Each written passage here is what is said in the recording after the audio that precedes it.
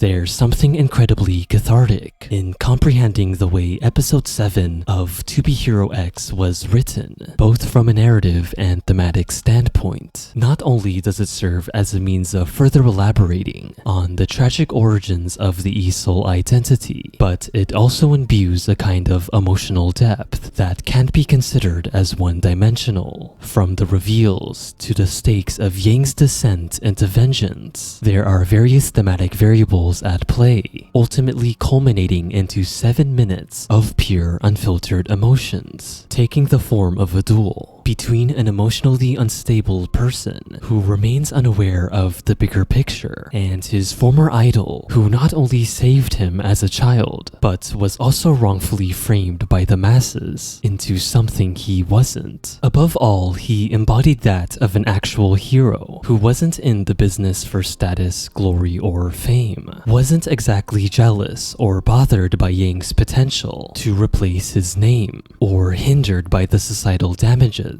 to his reputation. He simply aimed to do what he believed was right. But interestingly enough, in Yang's eyes, he also did what he believed and thought was right, misguided and clouded as his motivations were. Before the duel transpires, we're given this scene where Yang is arguably at his lowest. He tears the posters of the hero he'd once respected, violently grabs his own head in frustration, and shatters his merchandise. Naturally, the figure is turned into pieces, and it's easy to interpret this scene as a representation of his developing contempt and hatred, and yet beyond that, it can also be considered as the death of his own former innocence. I find Yang's arc to be such a meaningful implementation into the story because of how it both contrasts and complements Lin's narrative. It is antithesis to the former, yet looking back on it retrospectively, it adds a layer of depth and profundity to what Lin's arc is representative of. Circumstance and coincidence play a definitive role in both of these arcs. Lin, by sheer chance, was forced into taking on the role of Nice, a hero who he wasn't exactly fond of. On the other hand, Yang had been completely exploited into taking on the identity of the hero he'd once admired as a child. The timing of events and the circumstances they'd respectively been put into weren't merely crucial to the timeline, but also reflective of what they'd eventually become. Lin, by his own choice, was able to overcome the shackles of circumstance associated with the Nice persona, eventually forging his own heroic identity that was authentically true to himself. Yang, by his own clouded perception and circumstance, had become completely consumed by the Easel symbol, bound to the trust and expectations put onto him, while Lin was willing to throw away this role for the girl he'd grown feelings for. Episode 7 showcases the complete opposite. Yang essentially drives Qing away in his quest for retribution and claiming the Easel identity. Perspective is taken into consideration at every twist and turn, and this is part of the reason why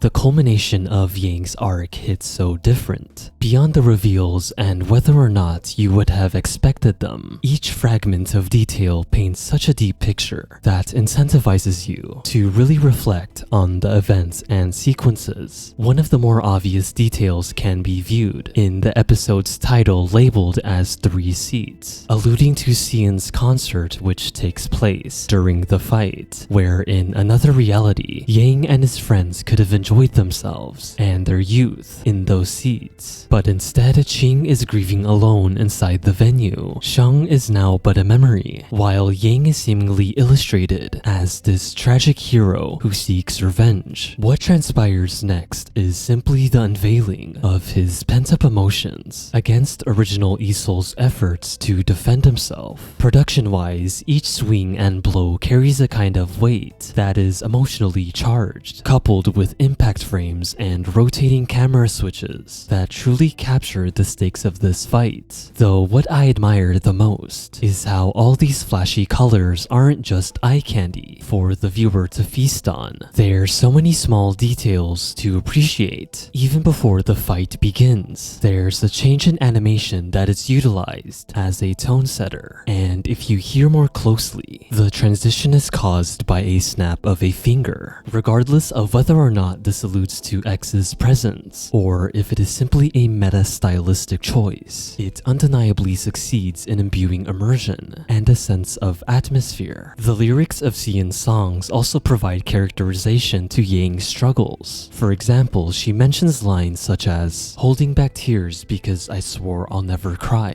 It's been so tough, but I'm sure I'll make it through." Later during the song, she also says, "I have nothing to lose, no need to prove," along with "Don't let yourself drown in darkness" and "Did I find what I lost on my own." I feel like they associate heavily with the central themes of this fight pertaining to both Yi-souls and their mentalities. There's also a clever scene that portrays Uncle Rock pretty ambiguously during an attempt to push the masses into forcing original Yi-soul to use his strongest yet most defenseless move. Yang remarks that all this preparation must have cost a lot for Rock to execute. After Rock reassures him, the very next scene shows the man outside of his boba shop with movers carrying material into a truck. One could easily interpret the sequence of events as a respectable sacrifice that Rock had to make in order for this gamble to succeed. Up to this point, regardless of how skeptical one may be of Rock before his reveal as the mastermind, it's quite smart narrative-wise when you think about it, as it creates a sense of doubt for the viewer. What elevates the writing is how the scene manages to make even more sense after the fact, when it is revealed that not only was Rock the one who set everything up, but was also the person responsible for managing Mighty Glory, the company backing original Yi-soul, linking to the tragic idea that regardless of whoever would have came out on top, Rock would still win either way. In this regard, both Yi-souls were nothing less than unfortunate victims in someone else's game, and yet beyond the 4D chess moves that had been occurring behind the scenes. The episode's most visceral moment to me isn't actually the final clash between both parties, where Yang's only chance to overpower his former idol arises, but rather what is revealed during that instant. All this time you were led to believe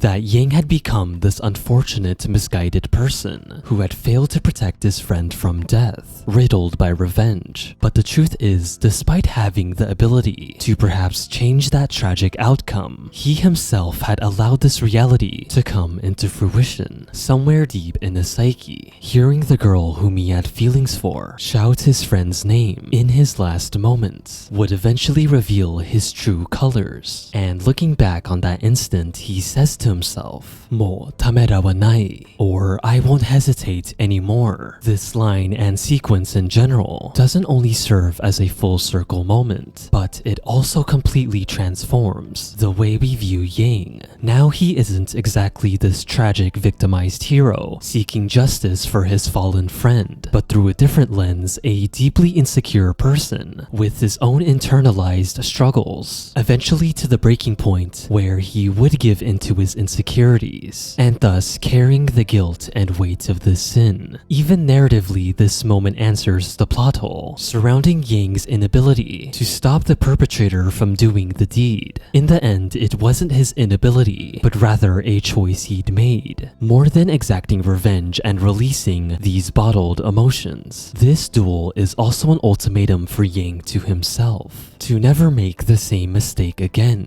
to not hesitate anymore. However, there's something incredibly poetic, yet saddening in this. He finds himself hesitating during a moment where he shouldn't have, yet eventually spares no second thought or hesitation during another where he should have, going into this steel cage deathmatch against the very person who saved him as a child, both being influential moments that have led him to become what he is in the present because of this festering resentment towards Sheng, which had that ultimately led him to be too late. His motivations carry a sense of atonement to them. Neon Rain, which is Isol's theme that plays at the end of his arc, does a remarkable job characterizing Yang's guilt. There's many lines that provide depth to his character, but there's a specific line during the chorus that says, "This endless refrain, it plays inside." Aside from how the symbol of Isol had become exploited, this song illustrates how the person behind the mask still carries on the lingering scars of the past within, on repeat, and by the end, it is in that slight hesitation which had cost Yang everything.